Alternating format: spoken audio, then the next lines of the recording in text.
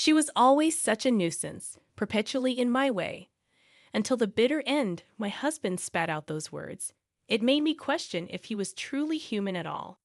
He was the worst, not just as a parent, but as a person. I'm sorry. I will avenge you, I declared, standing before the funeral attendees, reading the letter left by my daughter. As I read, my husband's face turned ashen. What the hell do you think you're doing? My father-in-law's angry voice echoed. The revenge was about to begin. My name is Alma, a 40-year-old housewife. I've been married to Carl for 15 years. We met in high school and became classmates in our sophomore year. We started talking after becoming desk mates and grew closer while working together on a school festival project. After the festival ended, he confessed, and we started dating. We continued dating through college. Carl moved out on his own, so I often visited his apartment. After graduation, we both started working and got busy, but we still made time for dates and meals out. Once we both started earning more, we enjoyed traveling during our holidays. I cherished those trips we took while dating. 3 years into our working lives, we decided to get married. We had saved enough for a wedding and had settled into our jobs, so it felt like the right time. Since we had dated since high school, we already knew each other's families, making meeting the parents and house visits go smoothly. Many people attended our wedding, including our high school classmates celebrating our union. Afterward, we started our married life, full of joy. Even though we'd been together for over 8 years since high school, we felt fresh and excited in our married life. It felt real when my last name changed to his. We were having a smooth marriage. 3 years later, our daughter, Rosa, was born. Wow, she looks like an angel. So cute, Carl exclaimed, holding our newborn daughter. I'll work my butt off to protect our family, he declared. Thank you. Be our rock, I replied. You can count on me, he assured confidently. With a new member to protect, my husband seemed larger than life and very reliable. After giving birth, I worked part-time in his company. The first reason was to have more time with our child. Raising her was incredibly joyful, and every little milestone, like crawling or walking, was a moment of excitement. I took countless photos and videos like any proud parent. When I told Carl, he'd say, I wish I could have seen that, with a tinge of regret. We spent blissful days playing with our daughter on his days off. As Rosa grew, she became conversational. We loved taking her to different places and letting her have various experiences. We were excited about thinking of her future dreams and the path she would take. But everything changed when Rosa was in the 3rd grade. I was working part-time when suddenly I got a call from the hospital. Rosa had collapsed during class. I rushed to the hospital in a panic. My husband left work early to be there too, and we listened to what the doctor had to say. That's when we were hit with the shocking truth. Our daughter had a rare disease, depending on the treatment. The doctor's words echoed in my ears. She probably has about a year to live. My mind went blank. My daughter had an incurable illness, and all we could do was use medication to ease the symptoms. But it wouldn't halt the progression of the disease. We were devastated. Why would God give such a harsh punishment to such a small child? Why did it have to be my daughter? As time went by, she grew weaker. 6 months later, walking became difficult, and she could no longer go to school. Our days were spent shuttling to the hospital and lying in bed at home. Gradually, she couldn't even get out of bed and became completely bedridden. I quit my part-time job to take care of her full-time. I had to quit because something could happen while I was away. It was crucial that we supported her with all we had. However, it was around this time that my husband's attitude began to change. He would easily get in a bad mood when he was at home. Honey, you're home? Dinner's ready, I would say. Yeah, huh, why fish? He'd respond. Well, it was on sale today, I'd explain. What are you kidding me? He'd snap. Huh, I'm coming home tired from work, and you serve fish? That's odd. Normally, you'd prepare something more substantial like meat to help rebuild strength. I'm sorry, I'd apologize. Just get it right, will you? Don't you know who's providing the meals here? He would grumble as he ate his dinner. I was puzzled by his sudden change in behavior. After that, he kept complaining about something every time we met. The house was always tense when he was around. Yet it was peaceful and calm when it was just my daughter and me.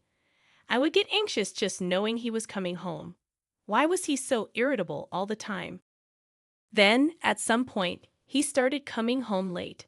He said it was overtime work, but to be honest, I felt relieved when he came home late. It was mentally exhausting when he was around, but at the same time, I also felt lonely. He had completely stopped caring about our daughter. "Hey, talk to Rosa more, will you?" I asked him. "What?" "I'm tired, okay? You take care of her during the day. That's enough." "Anything more is coddling," he replied. "What's that supposed to mean?" I said. "Coddling?" My daughter was fighting hard to live with her illness. 2 years had passed since her diagnosis, and she was still striving to live, although she was given about a year to live. She wanted to keep living at home with her strong spirit. Why couldn't my husband praise her for her efforts? She could pass away at any time. It's insane to be annoyed by the need to be involved as a parent, I thought. Later on, my husband's overtime increased, and he began to stay out overnight more often without any message to me. Where on earth could he be, and was he really that busy with work? But as much as I wondered, I had developed an aversion to him, so the days without him felt more comfortable. Even when he was home, I barely spoke to him, and he seemed to sense the atmosphere and didn't try to talk to me more than necessary. Yet my daughter seemed sad about it. "Did you and Dad fall out?" she asked. "Huh. But you hardly ever talk when you're together, right?" "Most of the time, I hear voices. You're fighting." "I'm sorry. I didn't mean to worry you." I apologized. "But it's okay. We're not on bad terms, really." "Yes, true. Dad's just really busy with work, so when he's home, he's resting. That's why I don't talk to him much, so he can get some rest." "Oh, I see." Our daughter seemed a little relieved, but she also seemed sad that her dad wasn't talking to her much. "Did Dad start to dislike me after I got sick?" she questioned. "That's not true at all. A parent can't hate their child. Like I said, he's just busy with work. Don't worry. He doesn't hate you, okay? I got it." After putting our daughter to bed and leaving her room, I sighed. Why am I causing her to worry like this? She's in a life or death situation, and I'm troubling her with this. I gathered my courage and spoke to my husband when he came home. "Hey, Rosa is feeling lonely. She's wondering if you started to dislike her after she got sick," I said. My husband, who had been listening reluctantly, seemed surprised that our daughter would say such a thing and finally looked at me. "Yes, she did. So please, even if it's just a little, talk to her. She's lived past the life expectancy she was given, so it wouldn't be strange if we lost her anytime. Let's make sure neither of you has any regrets, okay?" "I got it," he said begrudgingly and in a low voice. The next day was Sunday, so I deliberately created time for just my husband and daughter to be together, and I went out to the store for a couple of hours. When I returned home, I asked him, "Did you get to talk to Rosa?" "Yeah, we talked about various things."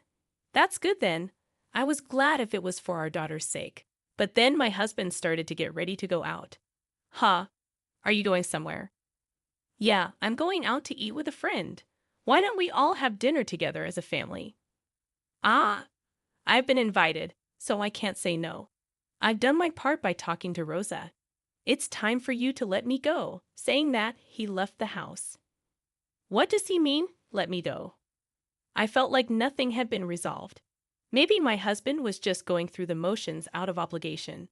At that moment, I decided to stop expecting anything from him. It was enough if I cherished our daughter.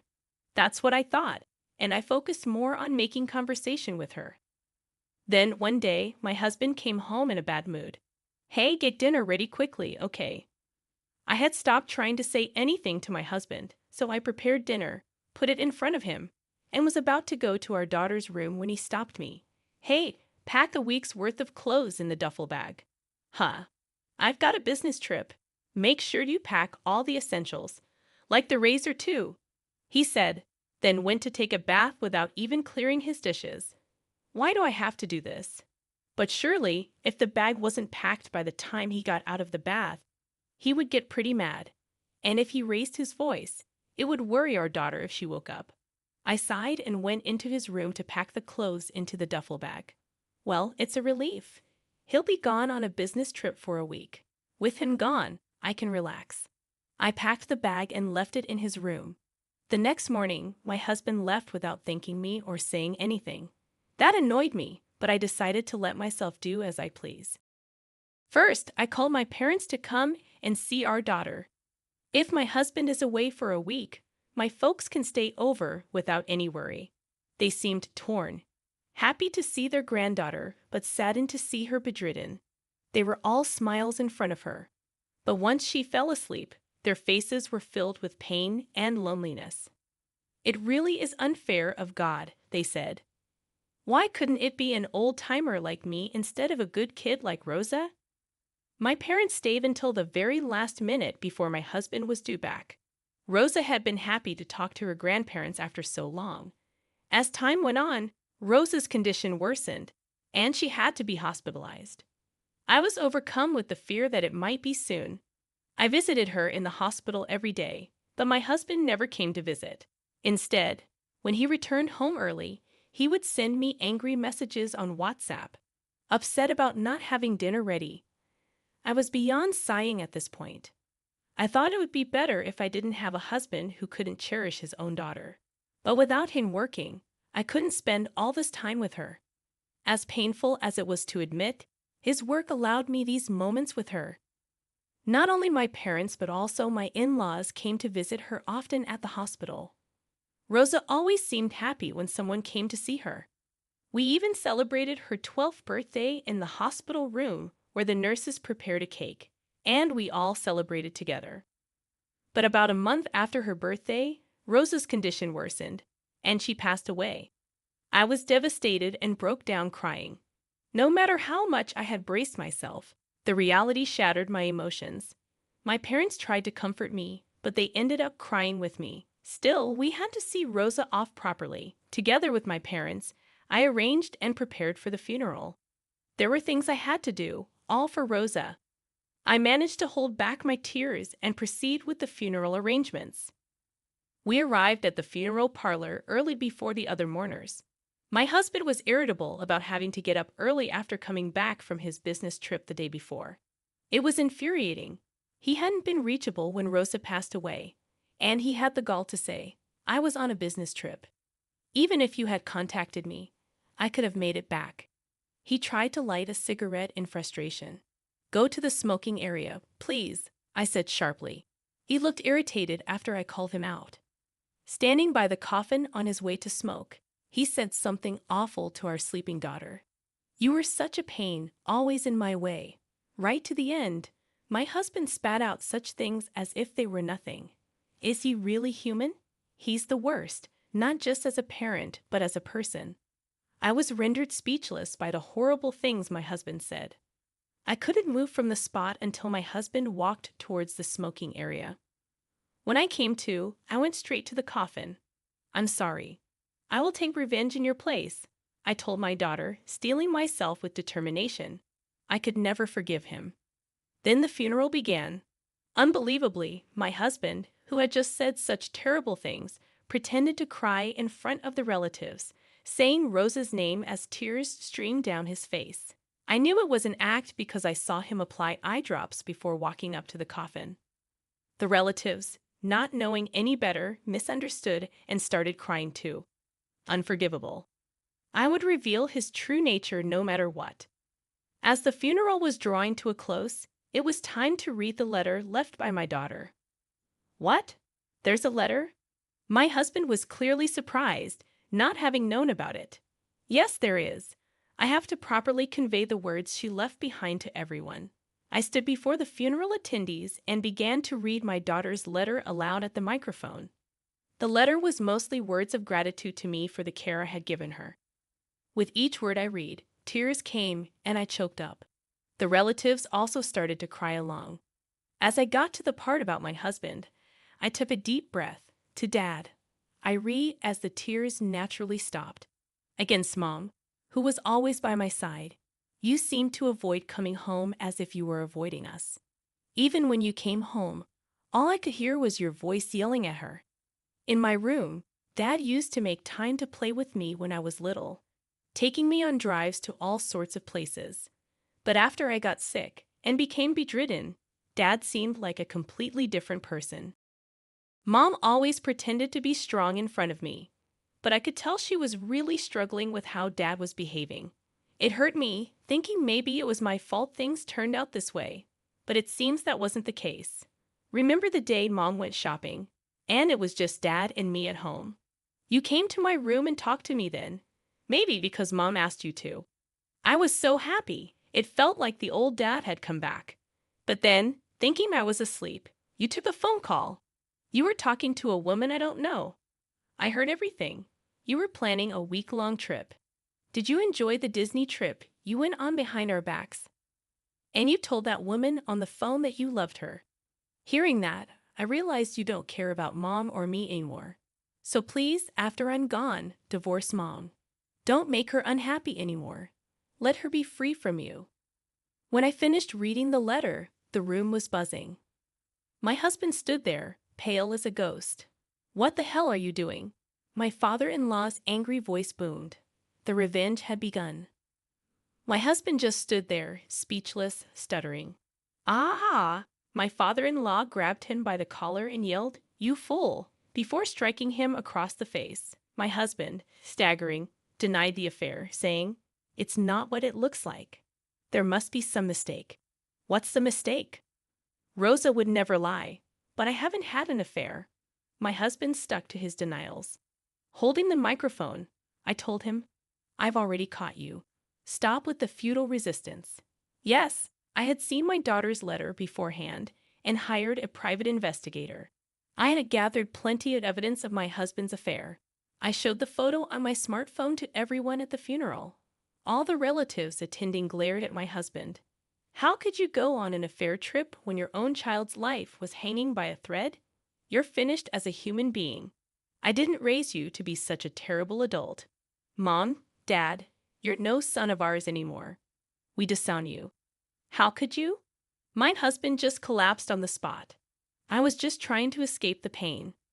I didn't want to face the reality that my daughter had become like that. What was he even saying?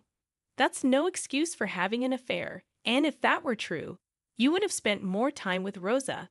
Don't lie now when we've come so far. I heard from your parents you were asking them for money for Rosa's medical expenses because it was so costly. I never heard a word about it. That means you were using the money your parents sent for your own pleasure, right? You exploited your daughter's illness to collect money and have an affair, didn't you? Don't give me that. How dare you do such low things and then talk about suffering? Rosa was the one suffering the most, fighting desperately to survive her illness. To have a father like you, Rosa was the one to be pitied. You're not wanted at this funeral. Get out of here right now. I shouted at my husband with all my might. He fell on his butt, let out a small yelp, and then hurriedly ran away from the place. After that, I reset and continued with my daughter's funeral. After it was over, my in-laws apologized deeply and offered to help with the divorce and alimony in any way they could. I proceeded with the divorce and demanded alimony through a lawyer introduced by my father-in-law. But that wasn't enough for me, so I took the house my husband had bought, and I also told everyone at his workplace about what he had done. My ex-husband, who had made it to the position of manager, quickly lost all credibility at the company and was demoted and sent to work in a remote location. He asked his affair partner to come with him, but she promptly dumped him, saying she had no interest in a man without money. In the end, to his affair partner, my ex-husband was just a rich plaything. My ex-husband was abandoned by his parents and relatives, left to work alone in a distant place, living a lonely life in his house. It's all what he deserves, and honestly, I'd like to beat him up to my heart's content if I could. Meanwhile, I sold the house I got from my ex-husband and moved back to my parents' house. With the alimony from my ex-husband and his affair partner, I had a considerable amount of money. I didn't feel like working for a while after my daughter passed away, but gradually, I started to think more positively and began working part-time at a cafe near my parents' house. Mom's homemade cake. Rosa loves it so much. I remember my daughter saying that. Now, I bake sweets every day while working at the cafe and honing my pastry skills. I hope to one day serve my own creations on the menu. Just like how my daughter was happy eating my cake, I want to see someone else smiling while eating my cake. For my daughter's sake, I have to live my life to the fullest. With that thought, I put my all into working towards my dream today.